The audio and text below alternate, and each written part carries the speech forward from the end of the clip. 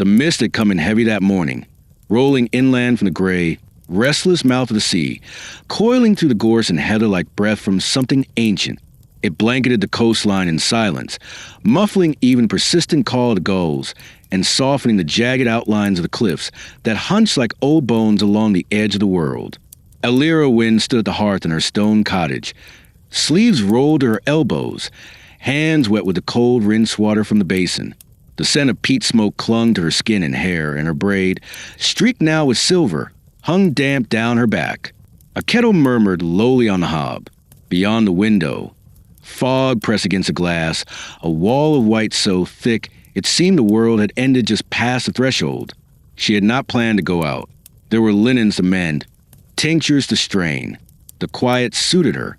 Then the gate creaked, not sharply, not like it did in storms when the wind thrashed it open, but gently, deliberately, as though someone had passed through with care. Elira froze. Her cottage was a mile out from Morwen village, down a rutted path that only fishermen and lost sheep bothered with. No one visited unannounced. Her fingers tightened around the cloth she had been wringing. For a moment she simply stood, listening. The crackle of the fire, the softness of the kettle, the ticking of the old pine clock on the shelf. These were the sounds she knew. But now there was something else, a stillness that had shape, as though the air itself had been altered by a presence. She wiped her hands slowly, set the towel aside, and moved to the door. The old iron latch was cold beneath her fingers. When she stepped out, the mist embraced her with damp arms, drawing a shiver up her spine. The garden, such as it was, lay hushed and formless. Just the black silhouettes of her lavender stalks and the tangled elderberry bush by the gate. The wind had died. Not even the sea could be heard. It was the kind of silence that presses against the bones, not peaceful, but expectant. Her eyes adjusted slowly, and then she saw it. Beneath the elderberry bush, near where the path met the stone gate, something low to the ground interrupted the gray. A basket. She took one slow step forward, and then another. It was a fisherman's basket, wide and shallow, made from woven reed and patched in places with twine. A bit of sailcloth was tucked loosely around whatever lay inside, damp with sea mist and smelling faintly of brine. Her breath caught. She crouched beside it, heart thudding in her ears like the echo of an oar against water. The cloth shifted. A small fist emerged, pink and trembling, followed by the softest sound, a whimper, more breath than voice. Elira peeled the cloth back with shaking hands. The baby was lying curled atop a folded wool blanket, no more than a few weeks old.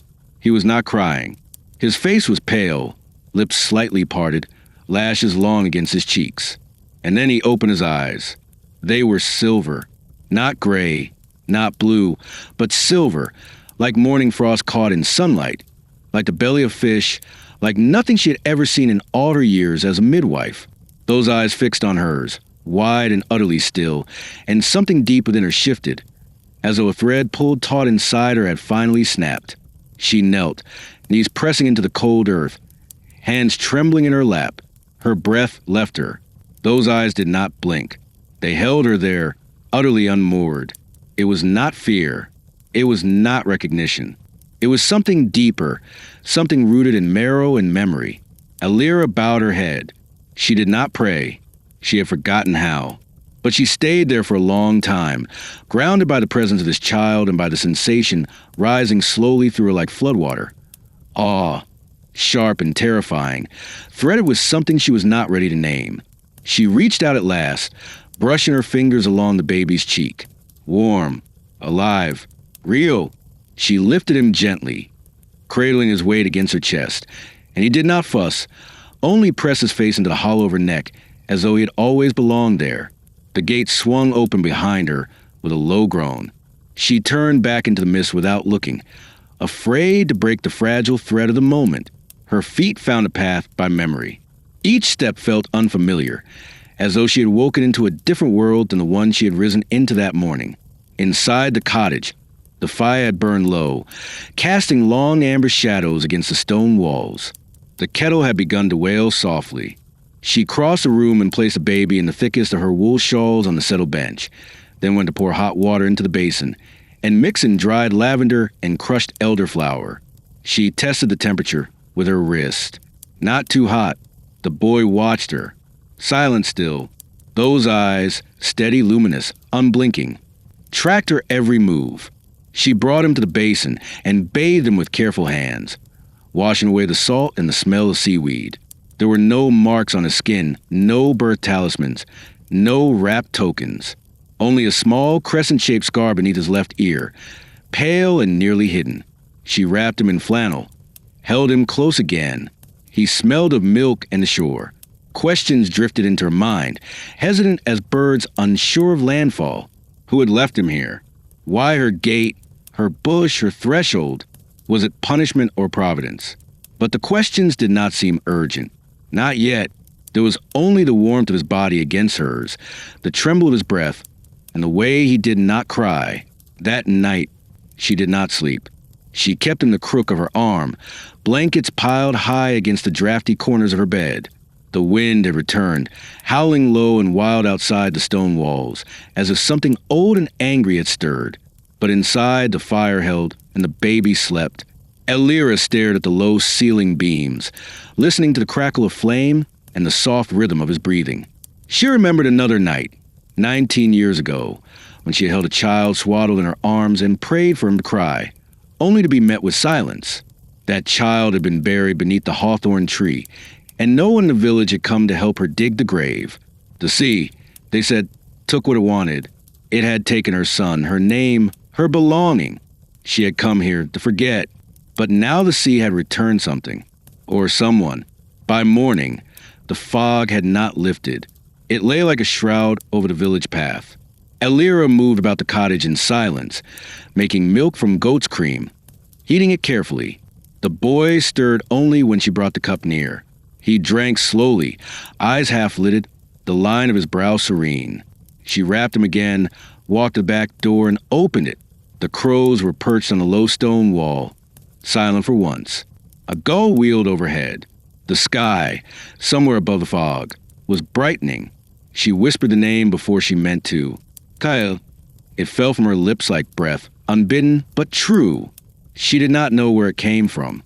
Perhaps it was the shape of the wind or something whispered in her dreams. But when she said aloud, the child blinked, and then, only then, he smiled. Elira stepped outside.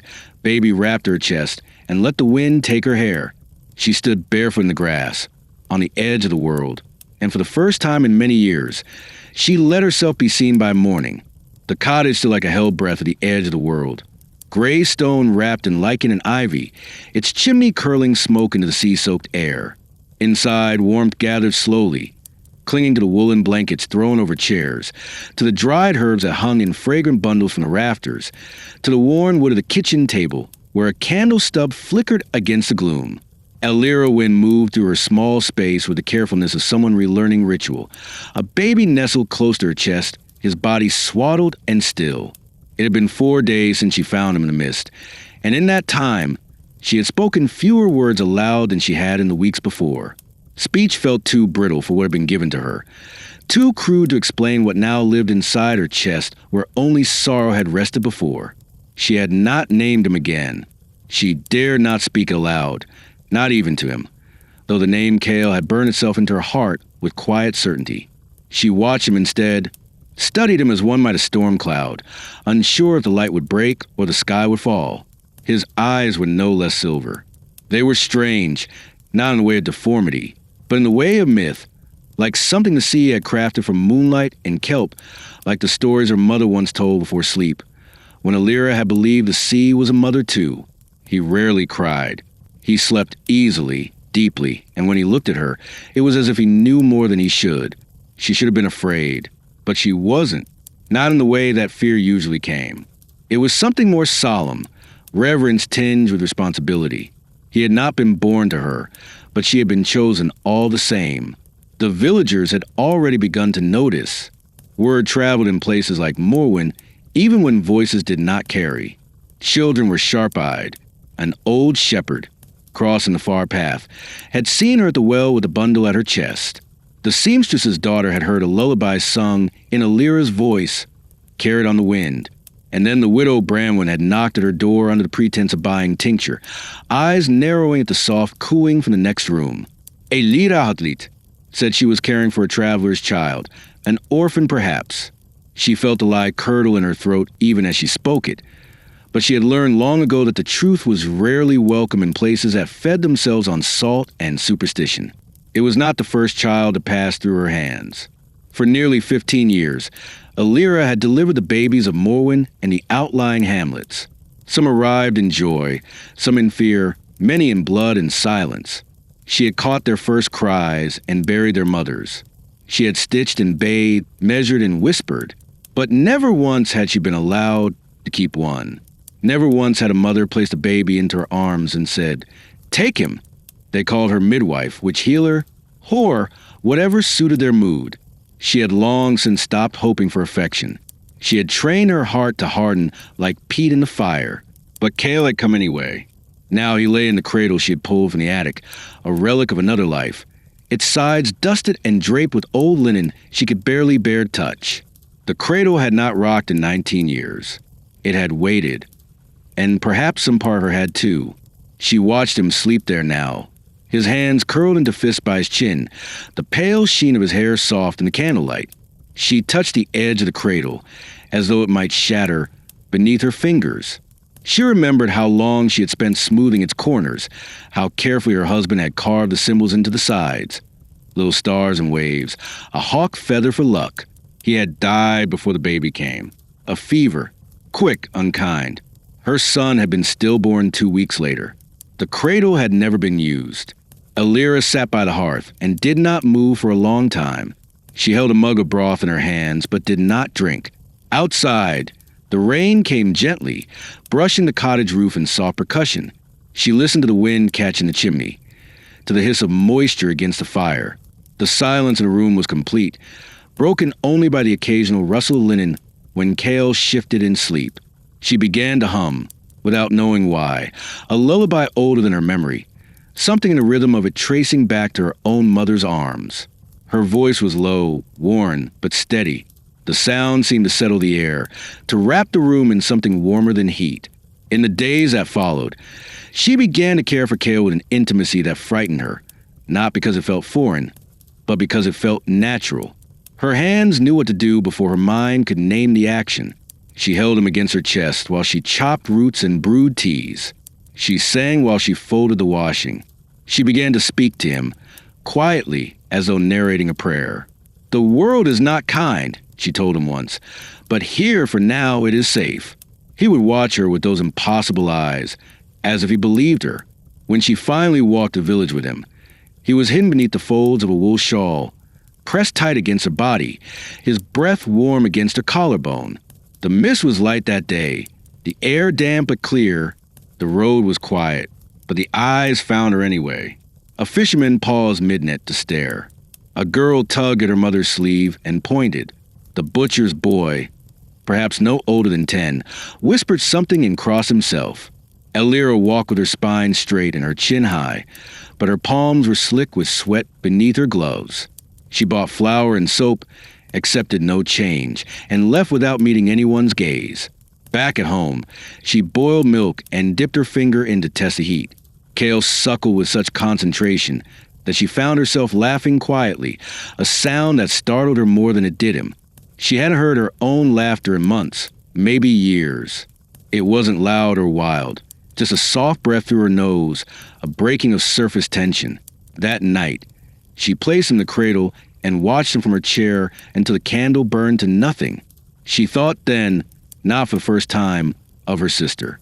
Anwen, younger by 3 years, whose voice she hadn't heard since the funeral, who had thrown words like stones. Accusations, betrayals, names Elira still carried like bruises beneath the skin. She had blamed Elira for the stillbirth, claimed she'd used the wrong tea, the wrong chant, that she had cursed her own womb and brought darkness into the family. Elira had not answered. She had left, chosen exile over a house of grief. But now, holding Cale, she wondered if any wound truly healed, or if time only grew thicker skin over places that still bled. One evening, As dusk pressed its fingers against the window panes and the wind turned sharp from the east, Kale stirred in the cradle and made a sound she had not yet heard from him, a sort of half-cry, more confusion than pain. Alira leaned over and touched his hand. He gripped her finger with surprising strength. She leaned in and, without thinking, whispered, "I'm here." The word surprised her. She hadn't meant to speak. But when she said them, something inside her quieted. She stayed there for a long time, watching the candlelight flicker across his cheeks. Later that night, she brought down a box from the loft, wrapped in oilskin and bound with twine.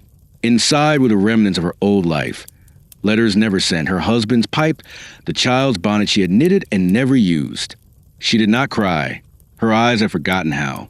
But she laid the bonnet beside Kale in the cradle, a small offering, a bridge across years. He shifted slightly, as if sensing the presence of something meant for him, even though it had not been. In the morning, she carved a small charm from ash wood and hung it over the cradle, an old midwife symbol, half forgotten, meant to guard children from spirits and sickness. She knew it wasn't magic, but it felt like protection. It felt like a promise. The thawing edge of February came not with warmth, but with wind, sharp and constant, sweeping down from the moors to rattle the shutters and scour the stone paths clean of frost. The snowdrops had begun to bloom, white and trembling, along the crooked lanes of Morwen, and the crows grew bolder with their caws. Inside Alira Wynn's cottage, the air was thick with the scent of drying rosemary and smoke-scorched wool. The days had grown longer, though the light remained pale and hesitant. Kale, now almost 3 moons old, had begun to reach for things, his small fingers grasping at shadows, curls of steam, the edge of his own blanket. His gaze had deepened in intensity, not dulled, not blurred, just older, as if time had folded strangely within him. Alira had begun to speak to him more now, not out of necessity, but as a kind of tether to herself. She narrated the days in a quiet voice, telling him about the weather, about the milk spoiling too quickly, about how the chimney leaked when the wind turned southeast. He listened as though her voice shaped his understanding of the world. He rarely looked away from her face, and when he did, it was always to the fire, as if drawn aflame. She had noticed, too, how his cries came only when others were near, on the rare morning she passed a neighbor on the footpath, or when someone knocked at the gate. Alone with her, he was silent, almost reverent, but in the presence of others, something in him seemed to stiffen. Once, when the butcher's wife came to ask for a salve for her joints, Kale had let out a thin, sharp wail and would not stop until the woman had left, muttering a prayer under her breath. The village had begun to talk, not loudly, but in ways that wrapped around corners and slipped through shutters. Children whispered behind their hands. The priest, Father Gethin, had glanced at her too long during service, and his sermons had turned to warnings about unnatural things wearing human skin. No one confronted her outright, but the silences grew longer, the invitations fewer. Still, Alira persisted. She had lived on the edge of the village for nearly 20 years, accustomed to solitude and suspicion, but this was different. Now she carried Kale close to her heart. It was no longer herself they watched, but him. She decided to walk into the village more often, out of necessity and defiance. The child needed supplies she could not make or grow, and she would not let the hush of others determine the boundaries of her world. So she wrapped him in the wool shawl her mother had spun, tied with linen across her chest, and stepped into the wind. The path down to Morwen was narrow, lined with brambles and hawthorn. Her boots left faint tracks in the softened earth, and her breath hung visibly before her.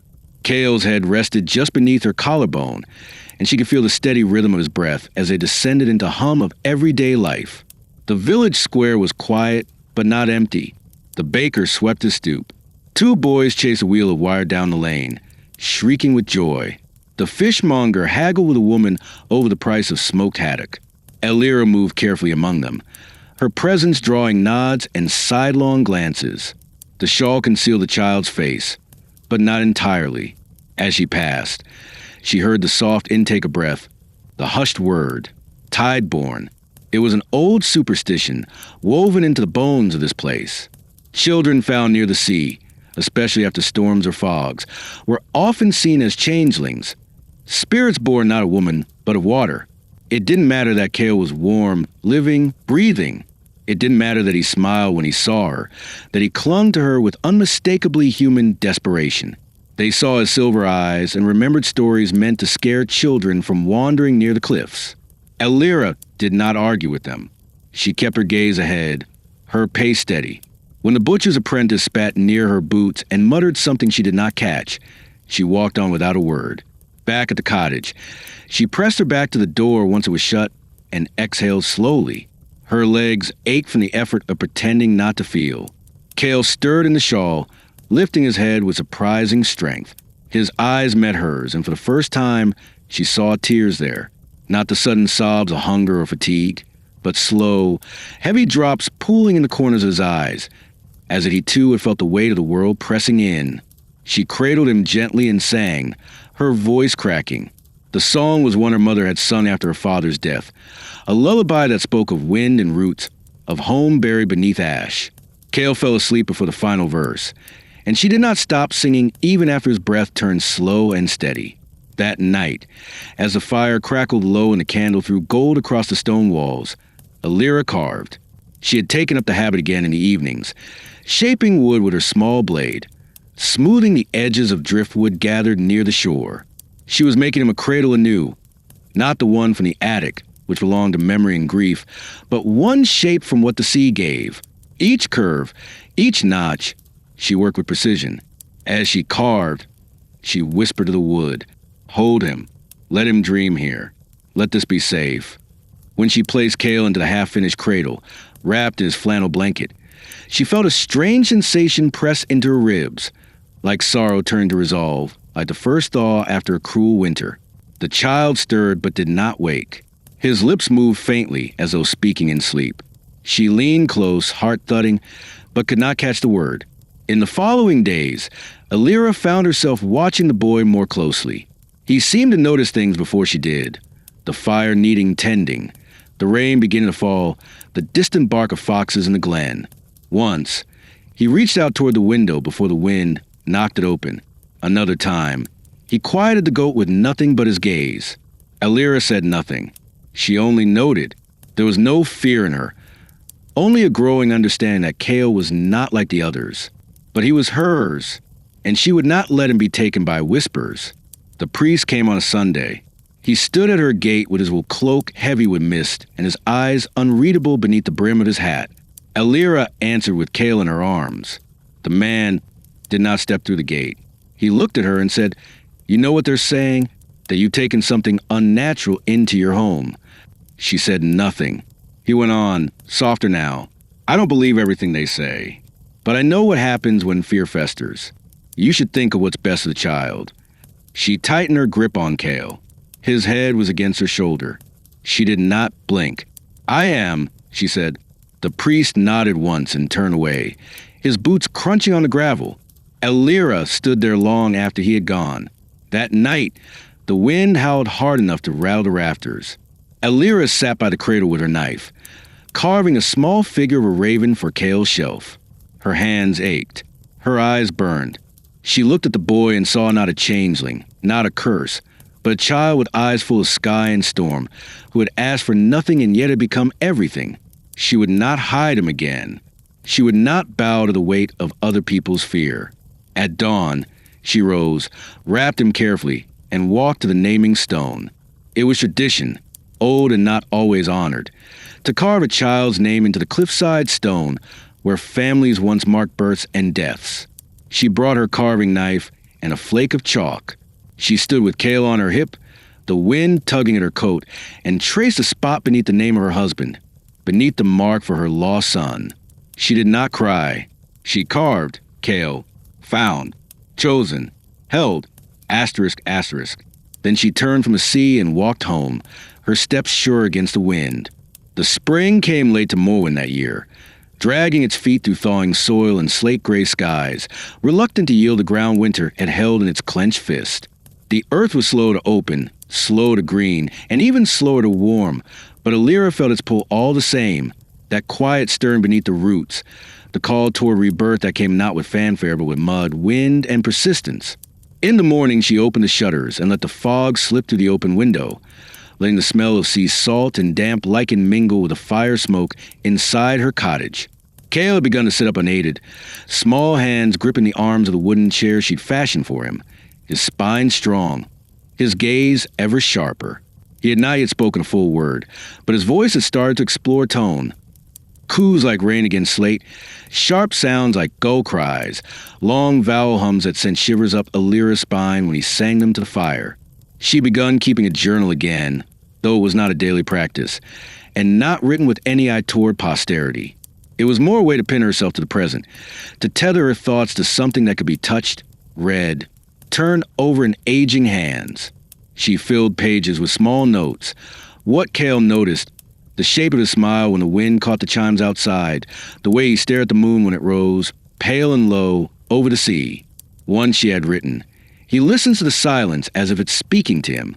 She had meant it poetically, but the next morning, when Cale had toddled to a window and stood motionless for almost an hour staring into the mist, she had torn the page out and burned in the fire. She'd begun to sense that whatever lived inside this boy, the spirit, the story, the soul, was not something easily named. It wasn't evil that she knew. It wasn't strange in the way the villagers meant, with their mutterings of changelings and salt-born spirits. It was something older, quieter, something like memory itself, long, deep, and carved in a language he had forgotten but once knew. Cale wasn't unnatural. He was just different, and she could not help the way her love for him deepened with that difference, as if each question he raised in her only made her want to hold him tighter, to protect the mystery as fiercely as the boy himself. One morning in late April, after a night of hard rain and whipping wind, Alira stepped outside with Cale bundled on her hip, the sky a sharp, cloudless blue above them. The sea was restless still, its surface churned with foam, and the gulls were silent as they wheeled overhead. She had meant only to gather driftwood, to look for shells to grind into lime for her poultices.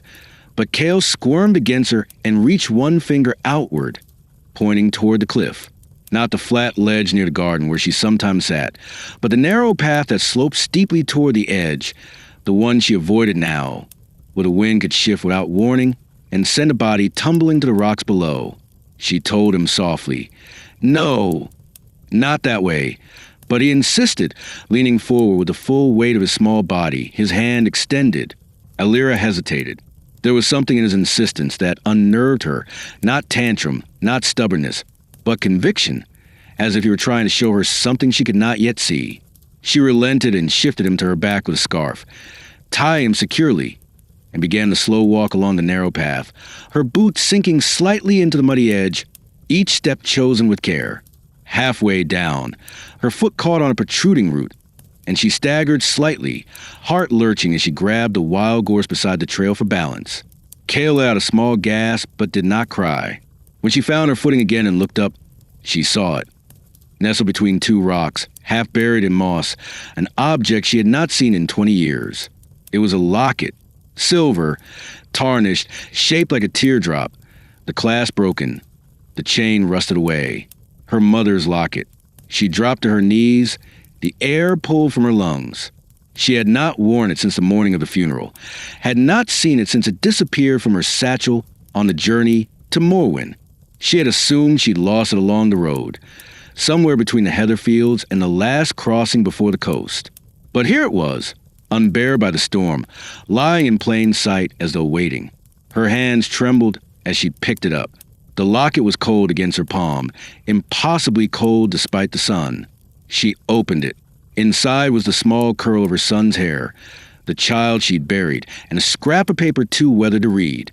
Her mother's voice came back to her then, not in sound, but in sensation, the way the older woman had always pressed her hands into Alira's shoulders and said, "Asterisk, you will know what's yours. The sea cannot take what's truly meant to stay. Asterisk." She turned to Cale, who was watching her with solemn eyes, wide and shining. He said nothing. He didn't need to. Alira clutched the locket to her chest, and for the first time since she had found it in the basket, she allowed herself to wonder, not just who had placed him there, but why he had come to her. Why now? Why this boy? Why her? She stood slowly, the wind tugging at her skirts, and walked back along the trail, each step heavier, but more certain. That night she placed a locket on the mantel, beside the small carved raven, and lit a candle. She sat with Cale by the fire, his small frame curled into her lap, his breath warm against her collarbone. The house was quiet, the kind of silence that made the candle flame seem louder than it should be. Elira whispered, not to him, but to the space around them. "I don't need to understand, only to love him." And then, as if in reply, Cale lifted his head and reached toward the fire. His hand did not touch it, but hovered just above, fingers spread. The flame did not waver. It stilled, as if caught in the moment between inhale and exhale, between being and becoming. Elira felt her body tense, every instinct warning her to pull him back, to shield him. But she did not move. She watched.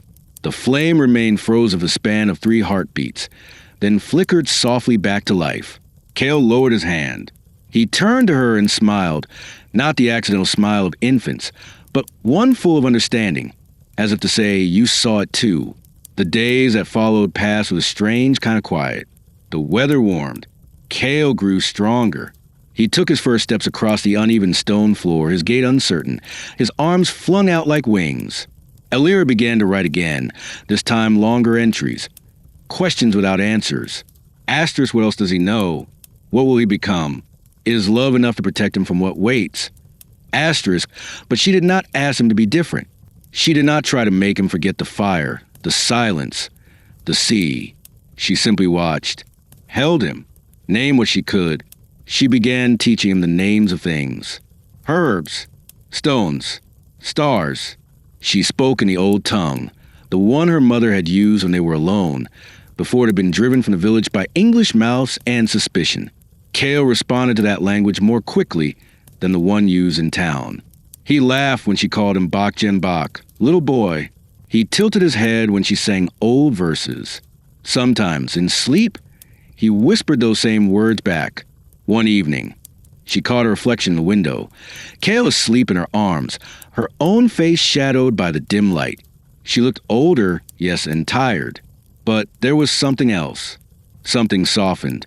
She no longer resembled the woman who had lived in this cottage alone, carving her meals from silence. Her hands had new calluses. Yes, but they were the kind that came from building, from holding, from beginning again. The sickness came slowly, in pieces, like rotting the bones of a house. First hidden, then spreading, and by the time the village noticed, it had already taken root. It began in early May, after a warm spell that coaxed the wildflowers to bloom along the hedgerows and brought color back to the meadows. Children played in the fields past sunset. Mothers hung linens in the breeze, and the gulls wheeled high above the bay, sharp and restless. It was a season of light, of sea harvest and lambing. Yet beneath that soft air was a quiet unease that no one could name. The first child to fall ill was Tegan, daughter of the miller, a girl with cheeks like apples and laughter that spilled into every corner of Morwen. She went to bed with a slight fever, and by morning her lips were blue. Elira heard the news from Branwen, who came down the path with tears already frozen on her cheeks. "They say it's the air," the widow whispered. "The mist's gone wrong. Something's in it." But her eyes flicked toward Cale, who was standing in the garden barefoot, his arms lifted to the wind, and Elira knew what the woman would not say aloud. By the end of the week, 2 more children had fallen sick, the baker's youngest and a boy from the northern farm. Their symptoms were the same: fever, sweating, sudden chills, and a silence in the eyes that frightened even the older folk. Elira kept to her cottage, watching the road from behind the thick fold of curtain, waiting for the inevitable knock. It came on a Sunday. Father Gethin again, but this time with 2 men behind him. Their expressions were neither cruel nor kind, just fixed, wary, the faces of men who'd come to deliver a truth they had no words for. The priest cleared his throat and did not step forward. "Elira, you know what's happening. The illness, it's not just illness." His gaze shifted past her shoulder, where Cale was perched on a stool, humming to himself and watching the flames in the hearth dance. Elira said nothing. She had prepared for this moment since the first time a child whispered, "Tide-born near the well," since the first time she saw someone cross themselves when they passed her gate. She did not reach for anger. She reached for resolve. "He is a child," she said. And this is a sickness, nothing more. But Gethin's face did not soften. Even if you believe that Elira, others don't. They're frightened. And frightened people, he broke off, looking down. One of the men stepped forward. Send him away. If it's not him, prove it. The words were like a stone thrown into her chest. She stood very still. I will not, she said. And when they did not move, she shut the door. The next few days blurred into one another. She boiled water and crushed elderberries, mixed her mother's old remedies, and watched for signs. Kale remained well, unaffected by the fever spreading through Morwen like brush fire. He seemed even stronger, more alert, more alive, as if he drew breath from some source untouched by illness. He laughed at the birds outside the window. He stacked stones in the yard and watched them fall with solemn fascination. Elira, though, could not sleep. Her body remained alert into the early hours, listening for footsteps on the gravel, for firelight that did not belong to her own hearth.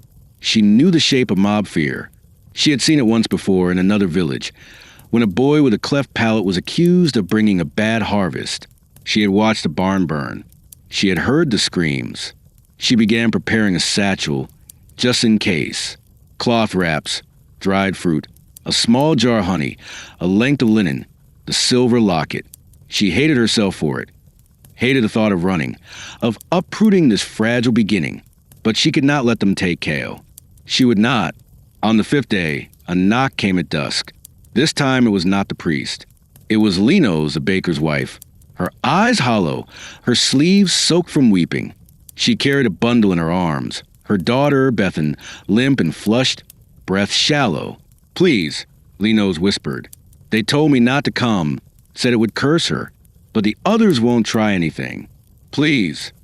Elira stepped back and gestured for her to enter. She laid the child on the settle, checked her pulse, her temperature. The fever was high, dangerous. She would need to bring it down by nightfall, or the girl would not wake again. Elira worked without hesitation. She brought water to boil, steeped herbs, soaked linen wraps in vinegar and lavender, sang softly as she pressed cloths to Bethan's brow. Kale watched from the corner, quiet as snowfall. His eyes never left the girl. Hours passed. The fever fought. Elira could feel it try and consume the child, clawing at her lungs and heart. She remembered other children, other nights, the ones she hadn't saved. She pushed those memories aside, focused on the living.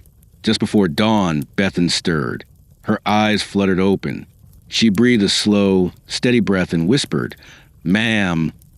Linos fell to her knees and sobbed into her skirts. Elira sat back, shoulders slumping, her hands trembling with exhaustion. Kale came to her side, his small fingers touching her wrist as if to anchor her. She closed her eyes and breathed in his warmth. Word spread before noon that Elira had saved a child, that the tide-born boy had not brought death but had watched over it and not flinched. There was no apology, no parade, but the silence around her gate changed. It was not acceptance, not yet, but it was not rejection either. Some barriers had softened. That night, Elira sat by the open window. The wind had shifted, warmer, full of spring scents. Kale was asleep beside her, hand curled around a strand of her hair. She looked out over the fields, now thick with yellow bloom, and thought about the old stories. The ones where strange children came to women alone, not as punishment but as gift, not as curse, but as answer. She thought about the locket, the sickness, the girl who had lived. She thought about love, how it grows in quiet rooms and sleepless nights, how it refuses to be burned away by suspicion or fear. When Kale stirred and opened his eyes, she whispered to him, "They won't take you from me, not ever." He did not speak, but he reached up, placed a hand on her chest, and smiled. The summer came not in a rush, but in a slow blooming, like ink spreading through cloth, gradual, deliberate, inevitable. By June, the air in Morwen had thickened with honeysuckle and sun-warmed salt, and the light spilled over the hills with an almost golden persistence. It settled into the stones of the cottages, lingered on the backs of sheep in the pastures, and soaked the hem of Elira's dress as she waded through the shallows of the cove. Kale, now nearly 2 years old, walked beside her with tentative but determined steps, his hand in hers, his eyes, those silver, solemn eyes, absorbing every ripple of tide, every flicker of cloud shadow, every humming wing that passed between thistle and heather. He had begun to speak, not with the halting stammer of most children, but with clarity that startled her. He did not use many words, but the ones he chose landed with weight. Light, he would say when the sun spilled through the trees. Gone, when the moon dipped below the sea. And once, as they stood in the garden at dusk, he turned to her and asked, "Why do you look so far away?" She had not known what to say. She'd only knelt down, wrapped her arms around him, and held him until he grew restless and wandered off to chase a moth. That question had stayed with her. Why did she look far away? Perhaps because her thoughts had begun to gather like smoke around the past. Not just the ache of loss, but the shape of it, the way it had hollowed her, the way she had allowed it to define her.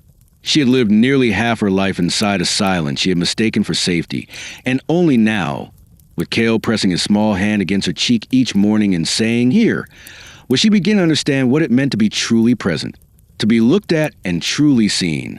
One morning, after the dew had burned off the grass and the wind had turned gentle, Cale brought her a stone. It was small, smooth, and warm from the sun, and he placed it in her hand without a word. She turned it over. A spiral was etched into the surface, not carved, but fossilized, the imprint of something ancient. "Eyes like yours," he said. She looked at him sharply, heart-catching. "What do you mean?" she asked, but he only smiled and walked away. That night, she dreamt of her mother for the first time in years, standing on the cliffs, hair loose, singing something in the old tongue. When Alira awoke, her pillow was damp with tears, and the stone lay beneath it. She began to ask questions she had long buried. Who was Cale truly? Where had he come from? What was she being asked to carry? Not just as a mother, but as a woman who had been chosen. Not by blood or birth, but by something larger and quieter than fate. She looked into his eyes more carefully now, searching not for danger, but for meaning, for mirrors, for messages. And she saw it, the truth she had been afraid to speak. They were her eyes, not in color, but in shape, in silence, in the way they held sorrow without being broken by it. She had spent so long believing herself empty, a vessel scraped clean by grief. But Cale had arrived and found her full. He asked about her life before him. He was young, too young perhaps, but his curiosity was persistent. Did you live in a house like this? Did you have another baby? Were you sad before me? Each question was a blade made gentle by innocence. Alira answered as best she could. She told him about her sister Anwen, about the child who had never drawn breath, about the fire that had gone out inside her, and the years she had lived as if her body were made of ash. Cale listened, nodding. He did not try to comfort her. He did not try to explain away what had happened. He simply placed his hand over hers and said, "But you stayed alive. For me." She had turned away then, the emotion too sharp to bear in front of him. But that night, she went to the box beneath her bed, the one she had not opened since Cale first arrived. Inside were fragments of a self she barely recognized, a ribbon from her wedding dress, a lock of hair from her firstborn, a broken comb her mother had once used. She took each item out slowly, laying them across the bed, as if preparing a ritual. Then she brought Cale into the room and let him touch each one. "These are pieces of who I was," she told him. "Before you." He looked at them with wide, reverent eyes, and then placed a small hand over his own chest. "But this is now," he said, and that was all. Later that week, she took him to the hill above the village where the wildflowers had bloomed in sudden profusion, oranges and purples, and yellows bursting across the field like the sky had spilled paint. She wore a green shawl and a skirt the color of clay, and her hair was pinned up with a comb carved from driftwood. Cale ran ahead, laughing, chasing bees, his laughter carried by the wind. Villagers passed him at a distance, some nodding and greeting, some still averting their eyes, but Alira no longer noticed. Or rather, she noticed, but did not bend beneath it. She had begun to understand that survival was not merely about breath or food or shelter. It was about reclaiming the self the world had tried to erase. That evening, Cale curled into her lap and looked up at her with solemn eyes. "Do you think I came from a sea?" he asked. "Sometimes I remember water and songs." Elira did not answer at first. She looked out the window where the moon hung low over the dark line of the horizon. "Maybe," she said softly. "Maybe the sea gave you back." He nodded, as if to satisfy something deep inside him. "But I chose you," he added. "I wanted you to find me." The room was silent. The candle between them flickered. Elira reached out and cupped his face. "I think I was waiting," she said, even when I didn't know it. For the first time, she understood what her mother had meant when she spoke of the old gods. Not gods that ruled or demanded, but gods that wove. Threads, chances, crossings. Kale had not come to save her. He had come to join her in the quiet act of mending. The naming stone stood where land fell into sea, a wind-gnarled outcrop of ancient rock overlooking the vast, unknowable gray beyond. For generations, villagers had carved names into its face. Births, deaths, oaths spoken in secrecy, promises whispered against the tide. It bore hundreds of inscriptions, some faded with time, some newly scored, all weathered by wind and salt. It was not holy in the way churches were holy. It was older than that. It belonged to the land, and to those who knew how to listen when the land breathed back. Elira had passed the stone 1,000 times in her years on the cliffs, always aware of it, but never drawn. Her husband's name was not carved there, nor was her stillborn son's. She had never felt she had the right, but something had changed in her, or perhaps something had been returned. The fear that had once kept her quiet had turned into something steadier, purpose, not pride, and she knew, with a certainty that made her fingers tremble, that it was time to mark the boy, to name him not just in her home, but in the world, to say, asterisk, he is here. He is mine, asterisk. The morning she chose was clear and full of salt. The tide had gone out and left behind kelp-wrapped stones and tiny shell offerings scattered like blessings across the sand.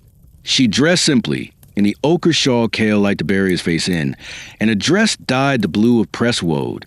Kale, barefoot and bright-eyed, ran ahead of her with a stick in his hand, tracing lines in the dust as though drawing runes only he understood. He was 3 now, lean and fast, with a quicksilver laugh and a tendency to speak in images rather than facts. "The wind told me today would be good," he had said over breakfast. Elira had nodded, as she always did when he said such things, and braided her hair like her mother used on mornings of ritual. She brought with her a carving knife wrapped in a cloth of lamb's wool, the one tool that had survived her mother's belongings, passed from midwife to daughter, and now, perhaps, from mother to son. She also carried a pouch of chalk, a sprig of rowan, and a bowl of clean water drawn from the well that morning before the sun had fully risen, the tools of a ritual older than scripture. When they reached the stone, Kale grew quiet. He stood with one hand against the rock's face, his small fingers pressed between the grooves of names long gone. The wind moved around them in spirals, catching her skirts and his curls, lifting the scent of wild thyme and distant rain. She knelt beside him and unwrapped the carving knife. The blade, though old, still held its edge, sharp enough to cut stone if guided with care. She held it in her hand for a long moment before speaking. "Do you want to see your name here?" she asked. He didn't answer with words. He stepped back, eyes solemn, and placed his hand over his heart. She chose a space low on the stone, between a faded birthmark from 20 years past and the curling tail of an old family name. Her hand shook as she began. She had carved with before, but never stone. It required more pressure, more trust in the blade, more surrender to rhythm. Each letter took time, each stroke a prayer. Kale Wynn. The name settled into the rock, as if it had always belonged there. She added no date. Dates fade. But beneath the name, she carved 4 words in the old tongue. Asters gone why storm, YNY Golo star. Born of storm, in the light. When she finished, her palms were raw and her breath unsteady. She poured the well water over the carving, letting it cleanse the dust, then placed a rowan sprig just below it. Kale stood beside her, silent, watching the way the water traced the grooves of his name. "It's strong," he said at last. "It won't wash away." Elira turned to him. "No, it won't." He looked up at her then, and she saw it again, that gaze that reached through her, not like a searchlight, but like sunlight on water, revealing what was already there. They sat together on the edge of the cliff, legs dangling, the world stretching endlessly in all directions. For a long while, neither spoke. Then Cale asked, "Was I born like other children?" Elira didn't lie. She never had. "No," she said softly. "You were found." He nodded, unsurprised. "Did the sea bring me?" She hesitated. "Perhaps. Or perhaps the sea kept you safe until I was ready." He thought about that, eyes squinting against the breeze. "But you gave me my name." "Yes," she said. "I did." "Then I'm yours," he said, "even if I came from somewhere else." She felt her throat tighten. "Yes, Cale, you're mine." She told him then, for the first time, about her first son, about the stillness of his birth, about the way she had held him, hoping he would draw a breath. She did not cry, not for lack of feeling, but because the telling itself was the release. Cale reached for her hand and held it as if he had known that baby. "Too. I think he helped me find you," he said. "I think he knew you needed another chance." Elira turned to look at him, at the curve of his cheek, the intensity of his gaze, and she whispered, "So did I?" On the walk home, the wind picked up again, but it was playful now, warm. Cale ran ahead, stopping to shout back names of plants she had taught him. Meadowsweet, yarrow, foxglove, fern. She followed with a slow smile, knowing that something had shifted, not in him, but in her. She no longer felt as though she was waiting for the past to release her. She no longer feared what the world would call him. The name was his, the life was theirs. And the legacy would not be one of silence, but a stone of earth, of the sound of a boy's voice calling out to the wind and being answered. It was near the end of summer when the woman arrived. Her carriage came not on wheels, but on the back of a black mare, its mane braided with green thread and river clay. She rode with a straight spine and eyes that did not drift. The villagers saw her first at the market. An outsider with stiff mouth, a heavy cloak, and an accent shaped by finer schooling. She asked after Elira Wynn, not with hostility, but with the authority of someone who expected doors to open when she knocked. No one told her where the cottage was. Not exactly, but Morwen was small, and word traveled faster than wind. Elira saw her from the window before she reached the gate.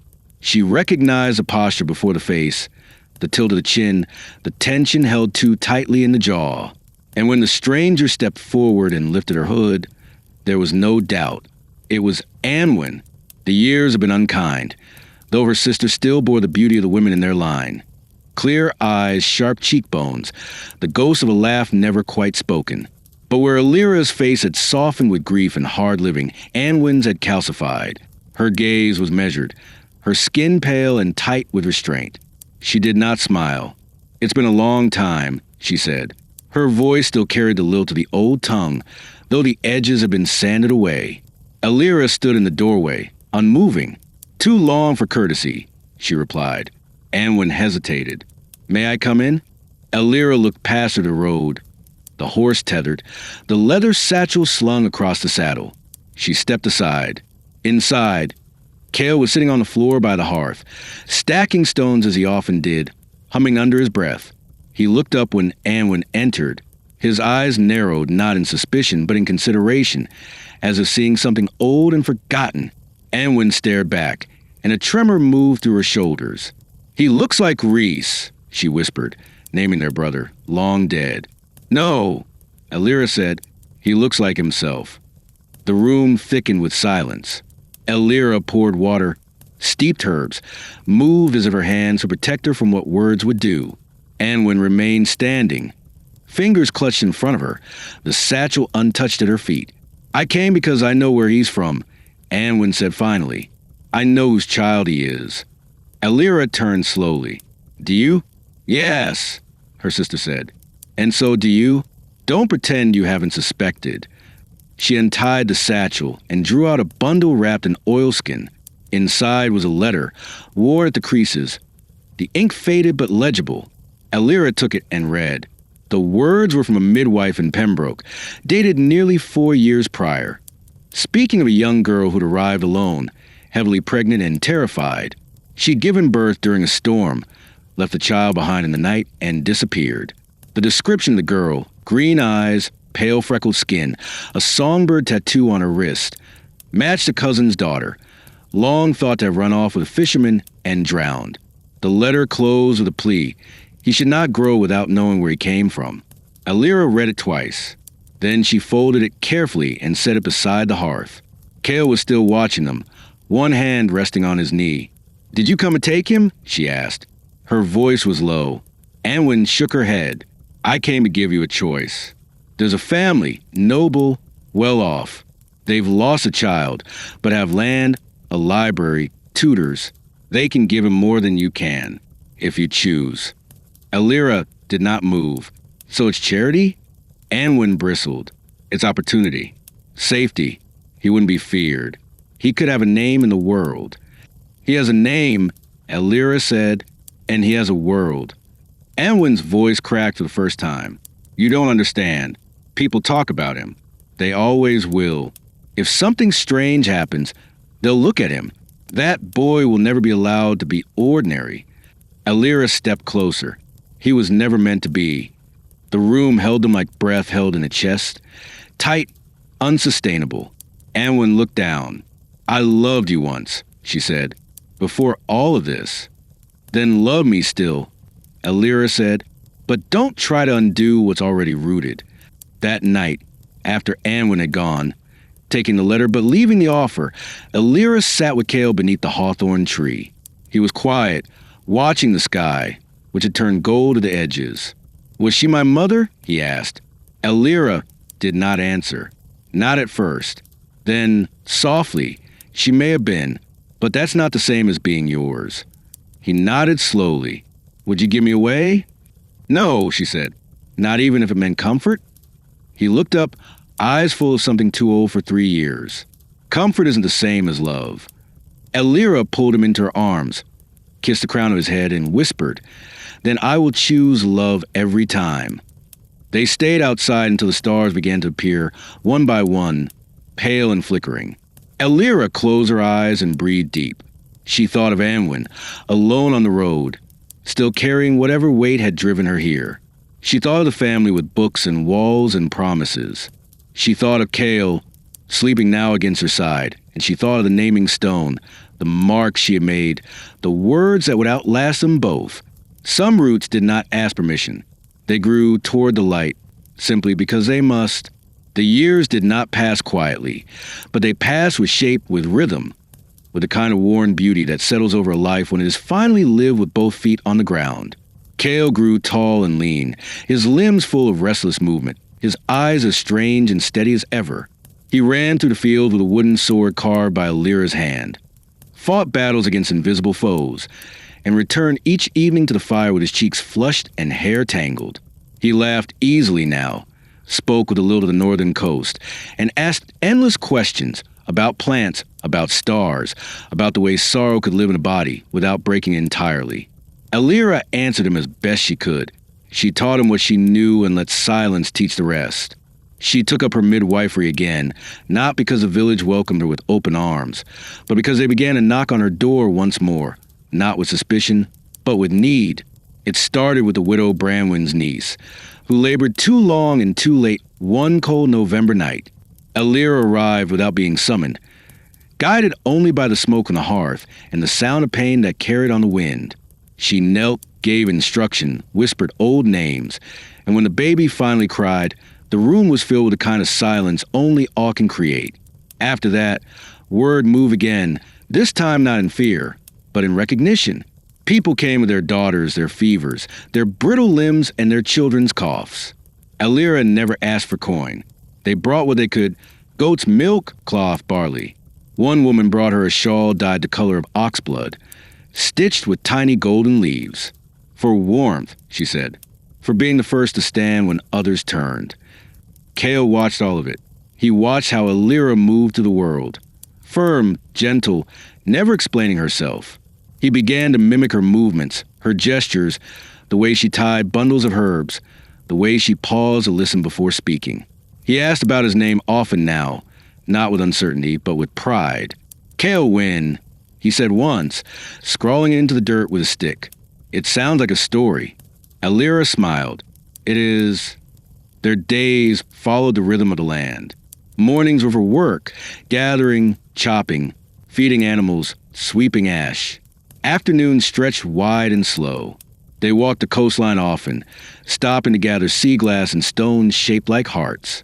Cale brought them home and placed them carefully on the windowsill. "So we remember that beauty washes ashore," he said. Alira kept a journal still. Though her handwriting had grown more careful, more deliberate, each page a thread through time. She wrote of Cale's words, his dreams, the way he seemed to know when storms were coming before even the sky did. She wrote of her own thoughts too, her wonderings, her memories, the soft ache that never left but no longer to find her. In winter, when the wind screamed against the shutters and snow pressed its silence against the door, they read aloud by firelight. Cale liked the old tales, ones where trees spoke and birds carried messages across kingdoms. He often stopped her mid-sentence. "Do you think I was one of those birds?" he asked once. "Before I came here?" Alira placed a hand on his chest. "I think you were wind," she said, something that carried memory. He nodded and rested his head in her lap, content with that answer. The village changed, slowly but surely. Faces that once turned away now stopped her in the square. Old animosities softened with time and shared loss. Children who had once whispered cruel things now came to her for salves and stories. Cale made friends, though he remained a boy apart in some quiet way, as if part of him still listened to a music only he could hear. He was kind but not meek, strong but not rough. He defended those smaller than him, gave away what he could spare, and came home each day with pockets full of feathers, stones, and small truths he'd gathered. One spring evening, as the fields turned gold beneath the setting sun, Cale brought her a gift. It was a small wooden box, hinged with string, carved with symbols she had once taught him: protection, birth, legacy. Inside were scraps of his own making. A braid of flax, a sliver of quartz, a drawing of their cottage with smoke curling into the sky. "This is our beginning," he said. Alira held it in her hands and felt something settle in her chest. Not peace, not exactly, but a stillness that had room for everything she had carried and everything she had yet to hold. She did not grow younger, but she did not grow frail. Her strength was the kind that came from weathering, from walking barefoot across the hardest years, and still waking each morning with purpose.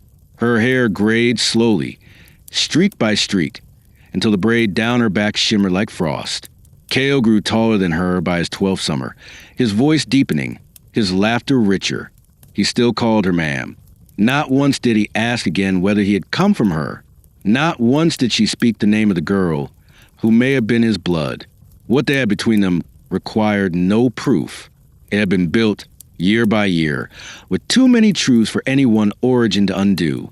And still, in the quiet hours before dawn, when the fire was coals and the world had not yet stirred, Alira sometimes woke and watched him sleep.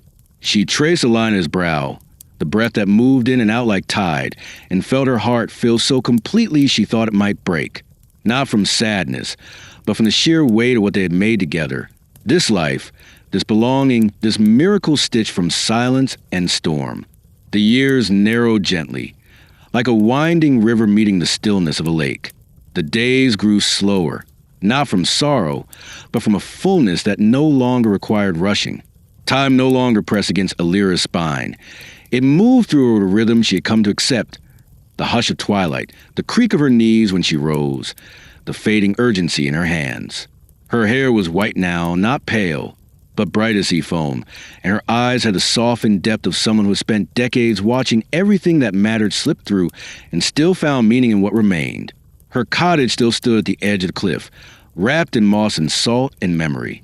It was smaller than she remembered, but warmer, filled with things touched 1,000 times. A cup mended in 3 places, a braid of garlic older than last year's harvest, a shelf of dried herbs that reminded her of every illness she'd coaxed into retreat. Cale had become a man, not all at once. The boy had stretched out slowly, his limbs growing long, his voice losing its music and gaining steadiness. He built things now. Fences, shelves, little boats that he carved on long winter nights and left by the stream in spring for children to find. He spoke with the confidence of someone who had been allowed to ask hard questions without shame and had never been given easy answers. He sang when he worked, not loudly, but under his breath, like the notes came from somewhere deeper than song. The silver in his eyes had dulled into something softer, a quiet gleam that stayed only when he was still, when his thoughts returned to the water or to her. He stayed in the village even after many of his friends had gone to the cities or further fields. Not from duty, but from something older, belonging. The land had claimed him, the same way it claimed her, and he had let it. One morning in early autumn, the trees turning amber and bronze along the riverbanks, Kale came in from the orchard with a bundle of windfallen apples and placed them on the table beside her. She had been writing in her journal, slower now, but still with care. He watched her for a moment, then asked quietly, "Do you want to walk with me?" She looked up and smiled. "Where?" "To the sea," he said. "To the edge. I think we should go today." She understood without needing to ask why. It was not farewell. It was not an ending. It was simply a turning, the kind that comes after years of stillness. A page, not a period. They walked together through the fields where the grass swayed in slow waves, past the thorn bushes now heavy with late berries, through the lane where the stones were familiar underfoot. Elira wore her red shawl, threadbare at the corners, but still warm. Kale carried nothing. His presence was enough. When they reached the cliff, the wind rose up to greet them, bringing with it the scent of tide and distance. The naming stone still stood there, moss growing the grooves of letters she had carved so long ago. The words were faded but not forgotten. She ran her fingers over them and felt the memory of that morning stir in her bones. They sat in silence for a long time, watching the light shift on the water. The sky smudged with low clouds that threatened rain, but held back, as if waiting. Kale took something from his pocket and placed it in her hand. It was a locket. She had not seen it in years. "You kept it," she said softly. "I always do," he replied. "I don't wear it. I just keep it near." She opened it. The curl of hair was still there, pressed like a blessing. "You never needed to choose between who you came from and who you are," she said. "You carried both, better than I could have." "You taught me how," he said, "even when you didn't think you were teaching." She looked out at the sea, its colors shifting with the sky, and thought of all the things it had taken and given. She remembered the morning she had found him, how her knees had buckled, how the world had changed with a single breath. She thought of her first son, unnamed and buried, and how his absence had shaped her. She thought of Kale, not as a replacement, but as a thread that had mended the tear, not perfectly, not without scar, but with a kind of grace. "Do you think it was chance," she asked, "that you came to me?" Kale was quiet. Then he said, "I think love always finds a way. I think it waits in the world until we're ready to open the door." She closed her eyes and let the wind pass through her shawl, her hair, the places where her body had grown thin with time. She felt no fear. Not a death, not a parting, not even a forgetting. Everything she had needed to say had already been spoken, and the rest lived on in the gestures, in the way Kale tied knots or mended cuts or sat still beside someone in grief. She had given him what she could. He had given her back her name. They returned home just as the light began to shift again. The horizon washed in orange and rose. That evening, Kale lit the fire while Lyra sat at the hearth, her hands folded. He read to her from her journal, the entries she had written the day she named him. Her voice from the past was softer than she remembered. "Kale win, found, chosen, held." She listened, eyes closed, and smiled. Later that night, she climbed into bed beneath the quilt Kale had sewn in the winter of his 15th year. It smelled of smoke and lavender. She drifted easily, without the struggle that had accompanied so many nights before. And when she woke, if she woke at all, it was in the sound of wind and the warmth of light breaking on the sea.